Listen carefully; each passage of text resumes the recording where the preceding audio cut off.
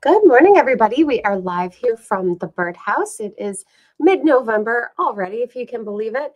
And today we're going to talk about some of the birds that are resident birds that don't migrate, that you are probably seeing in your backyard. We've been talking a lot about migrating birds, but here are some of the non-migrants and how you can attract them to your backyard. These are some birds that'll be here all fall and all winter. But just to begin, I'm going to start with a migrating bird just so you're on the lookout for them. So this is a common redpoll. I've been talking about common redpolls a bit.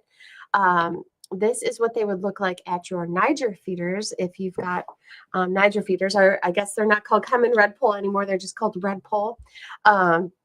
They're about the size of a chickadee. They've got lots of stripes. They've got almost like a little black mask on the front of their face, and they've got that raspberry dot on the top of their head. People are reporting them coming to feeders, so it's something to definitely be on the lookout for. Make sure that your Niger feeders are clean, stocked with fresh seed, and you might happen upon some redpolls. The other place to look for them are on trees that have pine cones. They cling like a chickadee does. They can cling upside down. They can cling in all kinds of directions. And so you might see them clinging onto some pine cones, grabbing the seeds out of them. So this might be more of the angle that you happen upon them if you are out hiking and you see some pine trees. But definitely look at your feeders. Keep an eye out at the feeders for the redpolls. But getting to some of our resident birds, or some of these birds that are here all year round, coming to yards all year round, you might start to see an increase in bird of prey activity. Some birds of prey, like this red-tailed hawk, or here's another red-tailed hawk here sitting on a feeder setup. They are another type of resident bird. They're not a songbird, and they're not a common backyard bird, but you might start to see them in your backyard as food gets more scarce, and if they're looking for prey items, especially mammals like squirrels. So if you've got lots of squirrels at your feeders, don't be surprised if you start to see some larger birds of prey like the red-tailed hawk coming to your feeders. They're also known to sometimes come to bird baths, especially if you have heated bird baths in the winter. So the red-tailed hawks are known to come to feeders, especially if you've got lots of mammals around, if you've got lots of squirrels or other mammals like that. But you might also start to realize that you're getting other types of birds of prey like Cooper's hawks. Cooper's hawks are very notorious for visiting feeders, especially as it gets colder and food sources get more scarce. Cooper's hawks and sharp-shinned hawks both will hunt small songbirds. So whereas the red-tailed hawks are tending to go for those bigger mammals, the Cooper's hawks and the sharp-shinned hawks are going mainly after the songbirds at your feeders. So it can be quite jarring to see them with a prey item, but they are around all year, and there's not all too much you can do to keep them from doing that. The best thing you can do to keep them from coming to your yard with your feeders up is take those feeders down for a few days, let the birds kind of disperse and go elsewhere, and that can help have the hawk go elsewhere also. But Cooper's hawks are going to be the most common that you'll see in your backyard checking out your bird feeders. Now, if you are able to put out a heated bird bath and you have bluebirds in the area, don't be surprised if you get an increase in bluebird activity. While some bluebirds migrate south for the winter, some will stay all year round where we are, and they love heated bird baths. So if you're able to plug in a heated bird bath to keep that water unfrozen, on Saturday we talked a lot about heated bird baths, you might start to see an increase in bluebird activity is what we hear a lot of in the winter months, bluebirds coming to these heated bird baths, which is pretty exciting. But then there's other birds that you can be on the lookout for if you've got your feeders up that are more common coming to feeders in the winter months, even if they are resident birds, things like the northern flicker. Northern flickers, usually in the spring and in the summer, we hear about them perched below bushes or on the ground, just kind of flicking their bill around looking for insects under leaf litter. But as it starts to get colder and their food sources aren't necessarily as accessible, we do hear of them coming to bird feeders more often, especially the suet feeders. So The northern flickers are definitely around. Carolina wrens are around all winter long, and they're becoming increasingly more common at bird feeders. You can expect Carolina wrens to come to your suet feeders or your feeders that might have sunflower hearts in them. That seems to be what attracts them the most. Mourning doves. Here's a picture sent in by Carol of a pair of mourning doves. And mourning doves are definitely here all winter long. They'll perch on your feeders if they've got perches or trays that are large enough for them to sit on, or you might just see them feeding off on the ground. And goldfinches. So we've talked about this many times, that goldfinches will come to your Niger feeders in the winter, but they're not that bright gold color. And this is a picture that Dylan had taken of a goldfinch, and this is what they look like right now. So they're not that bright gold, like a bright gold canary, but they're more subtle colors right now. And chickadees will be in yards all winter long, and they love black oil sunflower seed. They absolutely love peanuts, especially the peanut pickouts. If you can offer them any kind of seed blend, like our chickadee blend that has the peanut pickout pieces in it, the chickadees go crazy for that. They absolutely love that. And if you're going to feed the chickadees at Birdsong Trail out at Mendon Ponds, we always will give out samples of our chickadee blend, which has the peanuts in it, which really brings in a lot of birds. So we have those samples for free all the time here at the store. And you can come grab a sample and enjoy your time at Birdsong Trail, where the birds will feed right out of your hands. So chickadees are coming to feeders all year round. Of course, we've got the cardinals, which look beautiful this time of the year as it starts to, as we start to get some snow cover. The cardinals look gorgeous against that snow cover. And separate from the goldfinches, who will look very subtle as far as their coloration goes in the winter, the male cardinal will stay bright red. So they are this gorgeous color all year round. One bird we've been getting lots of questions about, and people have been asking how to deter a bit at their feeders, are going to be the European starlings. And European starlings right now are very speckly. They're kind of a blackish grayish color with lots of white speckles. Unlike the grackles and red-winged blackbirds, which tend to go a little further south for the winter, the European starlings will be here all winter long. And yes, they can form huge flocks at feeders and decimate feeders, and they eat just about everything. They'll come to sunflower seed feeders, they'll come to suet feeders, but the one seed that they tend not to like is going to be the safflower seed, or you can do what's called an upside down feeder. So the starlings can kind of perch on or cling on to some of these suet feeders, usually if they're right side up.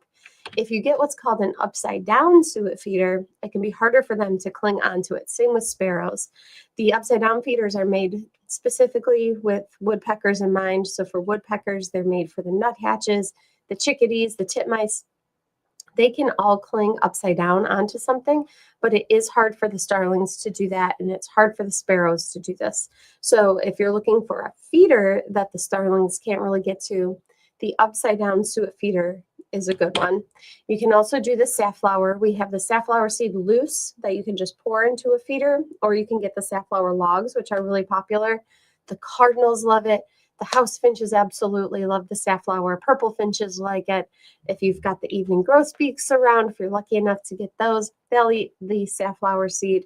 So this is another thing you can put out to keep those starlings at bay. And here's a picture that Lori had sent in of a downy woodpecker and a female cardinal at her safflower log. So some other things that you can get at your suet feeders if you are feeding the suet are those Carolina wrens that I mentioned earlier in the broadcast. They like the suet. They'll also eat the sunflower hearts. And you might get some of the other clinging birds like the white-breasted nuthatch or the red-breasted nuthatch, which will come to suet feeders or even your mixed seed feeders. Again, especially if there's sunflower seed in there or sunflower hearts or even the peanut pickouts that the chickadees love. The nuthatches will eat those also. And here's another picture of the northern flicker, which I had shown earlier, that will come to yards more often in the wintertime. You might get this view of them, which will show their yellow wash that's underneath their feathers. So We have multiple woodpeckers that are here all year round. The downy woodpecker, the hairy woodpecker, pileated woodpecker, red-bellied woodpecker. They come to feeders pretty commonly all year round. This northern flicker is going to be more common at feeders in the wintertime, and they're called the yellow-shafted flicker because the underside of those feathers are yellow. So you can really see that here in that photo, in this photo. These are downy woodpeckers coming to a seed log feeder, and seed log feeders are super popular if you don't want to keep refilling your bird feeders, keep refilling your tube feeders. The seed logs are great. You put them on a feeder that has some kind of a stick in the middle or a rod. That log will just slide right down on the feeder, and the birds have to peck away at the seed, so it takes them longer to eat through that seed usually than it would just pouring it into a feeder. So these are super popular as the weather gets worse. If you don't want to go outside and refill your feeders all too often, these seed logs are awesome. And if you're looking to attract more of a diversity of birds, make sure you're adding peanuts. I mentioned a few times so far the peanut pickouts, or the insides of the peanuts. That's what's on the right-hand side here. That's a peanut pickout feeder. And this is great for the clinging birds. You can see there's no perches on it, but things like the downy woodpecker or the tufted titmouse, they don't need perches. The chickadees, none of those birds need the perches. They can just cling onto the side of the feeder. They'll pick out the little pieces of the peanut, and they absolutely love that. So you can offer the birds the peanut pickouts or even peanuts in the shell. And that's what's on the left-hand side here. I love this feeder for peanuts in the shell. It has a nice big perch on it. So you can get the large woodpeckers on it, like the red-bellied woodpecker. You can get the large blue jays on it. And so it's got tons of perching room, and they absolutely love the peanuts in the shell. So it's another thing you can offer to the birds to get more of a diversity of birds in your yard and to give them some protein and some fats, which they definitely need during the winter months. And you definitely can't go wrong with just a straight black oil sunflower seed feeder. If you want to put out just one thing to attract birds, putting out a feeder that can hold the black oil sunflower is perfect. You can't go wrong with that. That'll attract the most diversity out of any one type of food. And so you can get lots of different birds coming to the black oil sunflower seed feeders. So, and then finally, if you're looking to get the birds closer to you, if you want to get a more of an up close look at the birds, either for you or maybe for your pets at home, we do have the window feeders that'll suction cup onto your windows.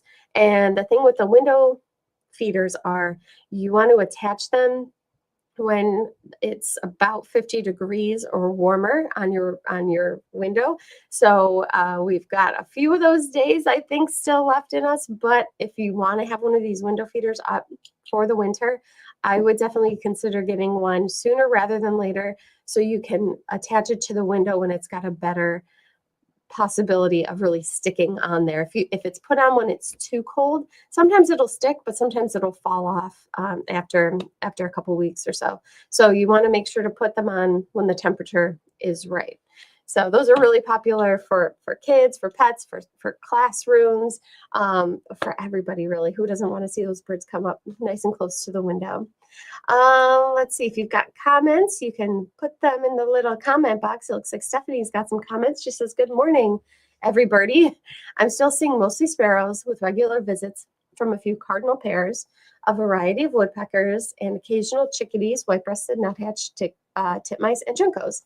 The safflower log is a big hit with my cardinals and chickadees, and the woodpecker blend and flaming hot feast cake take care of the rest. My heated bird bath is just now starting to see some action." Awesome. So it sounds like Stephanie is getting some good action on her safflower log, which I always love to keep a safflower log out because I usually do a flaming hot feast log and then a safflower log, because everything besides the squirrels will eat the flaming hot feast log. So that goes real quickly. The safflower log, not as many birds eat it, but I get a ton of cardinals on it, and the house finches love it. So it tends to last longer. So that's really fun. I love seeing all the cardinals. It's nice to have one thing that I know the cardinals will eat that's not going to get decimated by the sparrows. She says, oh, and of course I have suet feeders for the woodpeckers.